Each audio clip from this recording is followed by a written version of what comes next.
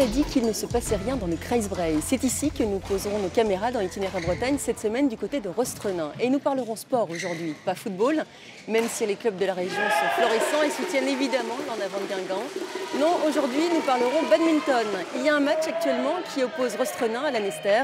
Le club local a 2 équipes en nationale, une véritable performance pour cette petite ville de 3000 habitants. J'ai le diable sur le dos, ma raquette brûle. J'ai le diable sur le dos, ma raquette brûle. Oula, oula, oula, c'est chaud. Oula, oula, oula, c'est chaud. Rostrenain, attends. Rostrenain, attends.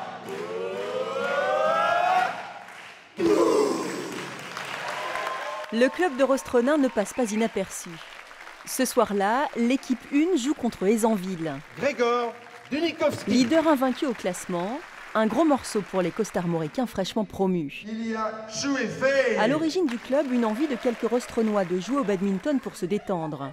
Jacques Sibéril était de ceux-là. Aujourd'hui, c'est le président du club. Sa femme se charge de l'intendance et leurs 3 enfants jouent. Les week-ends de match, le couple accueille les joueurs dans sa maison à Rostrenain. Vannes, Rennes, Paris pour certains. Donc, on se retrouve souvent le week-end pour les interclubs dès le vendredi soir.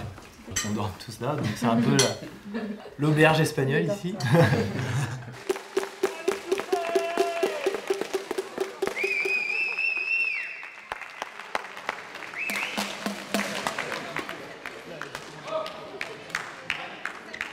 On est vraiment une grande famille et puis ça nous tire. Enfin, on sait qu'on n'est pas que des joueurs de bad. En fait, on est des joueurs, on est des copains, on fait des déplacements ensemble, on fait des soirées, des vacances ensemble en fait.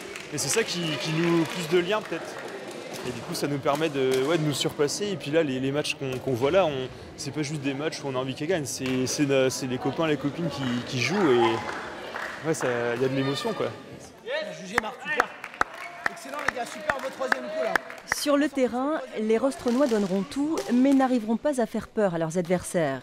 Jusqu'au bout, le public a encouragé son équipe. Ils étaient 250 ce soir-là dans les tribunes, du jamais vu à Rostrenain. La montée en National 1 a attiré de nouveaux supporters. On a découvert, en arrivant en retraite, là j'ai découvert le badminton, je ne connaissais pas. L'année dernière c'était déjà bien, mais cette année c'est beaucoup plus spectaculaire. C'est beaucoup plus vivant, c'est vraiment les artistes. C'est très prenant en fait, et surtout que c'est très sportif. Moi je ne suis pas trop sportif, j'ai été dans le temps, mais maintenant je suis trop vieille pour ça. Mais c'est vrai que c'est impressionnant de les voir jouer comme ça, c'est beau à voir en même temps. L'objectif de cette équipe est de se maintenir en National 1, où l'aventure ne fait que démarrer. Une espèce d'aventure, une aventure qui est un peu anormale, pas raisonnable.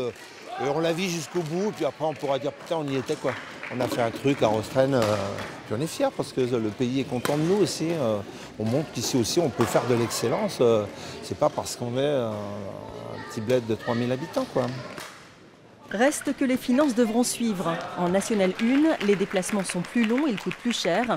Le club compte sur de nouveaux sponsors. Côté athlétisme, le club de Rostrenain a aussi bonne réputation. Une grande championne est sortie de ses rangs il y a quelques années. Elle s'appelle Marion Lotou. Elle s'entraînait ici. Ouais, tu lèves tes pieds, tu pousses, là reste, laisse ton bras gauche derrière. Bernard, c'est ici qu'elle a commencé, Marion Lotou? Ah oui, enfin c'était la même situation, sauf que c'était dans le bac à sable qui était en face là-bas. Et puis j'ai senti que vers la perche, il y avait de quoi faire parce qu'elle était capable de courir, elle était solide.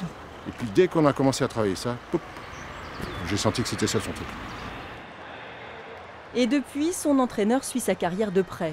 Après avoir quitté le club de Rostrenain, Marion Lotou s'est qualifiée pour les JO de Londres en 2012, pour les mondiaux de Moscou en 2013. Cet été, elle a renoué avec son titre de championne de France de saut à la perche.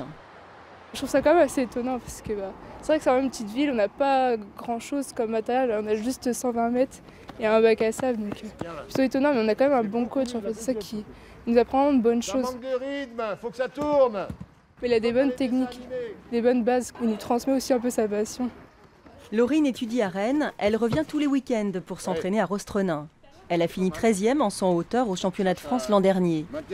Comme d'autres, elle pourrait faire la fierté de son entraîneur. Cette année, pour l'année 2017, j'en avais 6 de niveau national. Donc 4 qui ont fait le championnat de France cadet et junior à Dreux cet été. Et 2 jeunes minimes, dont une a fait les pointes d'or et ces 2 ont fait le stage Horizon 2024. C'est quasiment la crème de niveau national minime. Alors est-ce que 2024 ils seront à Paris? J'ose espérer qu'ils me porteront dans leur valise. Bernard Grenic, infatigable découvreur de talent, a déjà emmené une cinquantaine d'athlètes aux championnats de France ou d'Europe. Et ce n'est vraisemblablement pas fini.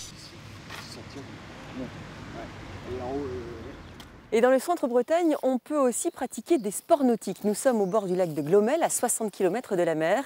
À la fin des années 60, Glomel accueillait des fêtes nautiques exceptionnelles. Regardez.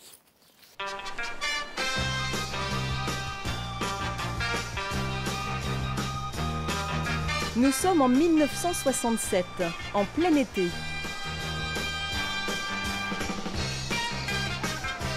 Il fait chaud sur les bords du lac de Glomel. En ce 8 août, le spectacle est sur l'eau.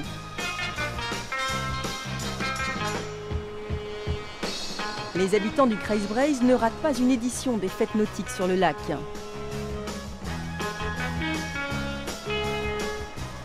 Ce jour-là, ils sont venus admirer les meilleurs skieurs nautiques.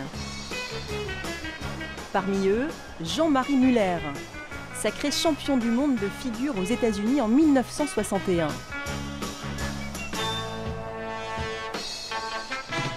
Son palmarès est impressionnant. Il a été 28 fois champion de France, 10 fois champion d'Europe. Une pointure officie donc ce jour-là sur le lac de Glomel.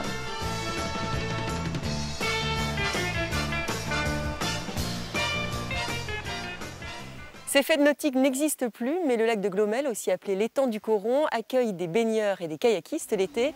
Le reste de l'année, ce sont des marcheurs, des chasseurs ou des cyclistes qui en profitent.